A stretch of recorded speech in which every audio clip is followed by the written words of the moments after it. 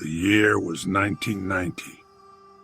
In the heart of Texas, a storm was brewing, not just in the bruised purple clouds that choked the night sky, but in the soul of Susan Halford. She was driving home, taking a shortcut she now deeply regretted. Her friend had warned her against it, calling it the Whisper Road, a place where stories clung to the trees like moss. But Susan was in a hurry, eager to escape the oppressive weight of the evening. The road was a narrow ribbon of gravel swallowed by a dense forest that seemed to lean in, its branches like skeletal fingers.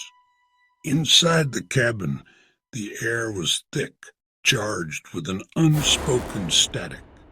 The only sound was the rhythmic crunch of gravel under her tires, a lonely metronome counting down to something. She fiddled with the radio, but only a hiss of static answered, punctuated by what sounded like faint, distorted whispers. She told herself it was just interference from the storm, a trick of the mind. But a primal fear, cold and sharp, began to prickle at the back of her neck. Every shadow seemed to dance, and the darkness outside her headlights felt absolute.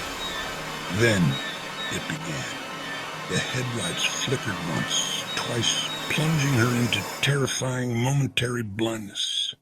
The engine coughed, a sick, sputtering sound that tore through the quiet. She pumped the gas, her heart hammering against her ribs, but it was no use. With a final, shuddering gasp, the engine died. The silence that followed was a physical blow, profound and deafening. She was plunged into a world without sound, without light, save for the faint, dying glow of the dashboard, stranded, utterly and completely alone. A wave of cold, stark terror washed over her, so intense it felt like being submerged in ice water. The feeling of isolation was absolute, a vast, empty wilderness stretching out in her mind's eye, a frozen landscape where no help would ever come. She tried her phone. The screen was a useless black mirror. No signal. Out here, she was just a ghost on a forgotten road. The silence pressed in, no longer empty, but filled with a watchful waiting presence just beyond the glass. The engine sputtered once, twice, then surrendered to the night with a final metallic cough. Silence, sudden and absolute, flooded the car. At first, she thought it was just bad luck. Annoyance, not fear, was her first response. She tried the key again. A click. Again. Another useless click. She grabbed her phone, the screen's cold light a brief comfort before displaying the words she dreaded. No signal. The world outside was a wall of impenetrable black. A profound sense of isolation began to seep in, cold and sharp. Her mind, untethered, drifted to an image of a vast frozen wilderness.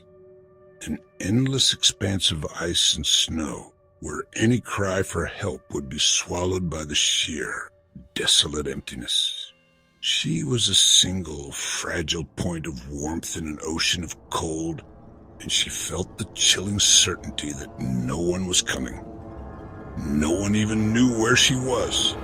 The feeling was no longer just being alone. It was being erased. That's when she heard it. A single, sharp crunch of gravel. An animal, she told herself, her own breathing loud in her ears. But then another followed, and another, forming a slow to self-deliberate rhythm. It wasn't a random scuttling. It was a pace. A walk. She began to hear strange noises outside, footsteps circling the vehicle, a patient, predatory patrol in the dark. She held her breath, straining to see, but the night offered no answers. A dull thump against the driver's side door made her flinch violently. Her heart raced. Before she could process it, a sharp scratching sound screeched across the rear window. It was a horrifying, intimate noise, like jagged fingernails deliberately dragging across the glass, seeking a way in. She spun around, her eyes wide with panic, though when she turned, nothing was there except the darkness, vacant and staring back at her. The silence that followed was somehow worse. Soon after, faint whispers began to creep inside the car. At first, she dismissed it as the wind, but it grew, weaving itself into the very air around her. It was sibilant and cold, coming from everywhere at once. The sound was rising and falling between sinister laughter and distant, mournful cries. An impossible chorus trapped in the car with her. Terrified, Susan glanced at her side mirror and briefly caught sight of a tall, shadowy figure darting behind the car. Its form was unnervingly human but distorted, almost as if its body lacked a solid shape. Fighting back panic, she twisted her key again, and, against all odds, the engine roared to life. Her heart hammered against her ribs. The key, slick with sweat, finally turned. The engine roared to life, a defiant scream in the darkness. There was no plan, no destination. Only the primal need to flee, to put distance between herself and the house that was no longer a home. Her foot slammed the accelerator. The tires shrieked as the car lunged forward. For a blissful second, she felt a surge of hope. But as her headlights cut through the dark, a violent impact slammed against the passenger side. The frame shuddered with a sound of screeching metal. It felt as though unseen hands had seized the vehicle, trying to drag her back into the darkness. The engine whined, wheels spinning uselessly as the car was held fast. In that moment of paralysis, her mind fractured. The road dissolved, replaced by a vision of an endless frozen wasteland under a dead sky. She was a solitary speck in an immense void, the chilling landscape a mirror of the absolute isolation consuming her soul. She felt trapped, alone, and about to be swallowed by the current. Then, the grip released. The car shot forward, and Susan gasped with pain. She glanced in the rearview mirror, and her blood ran cold. A formless, shifting mass of blackness glided over the terrain at impossible speed.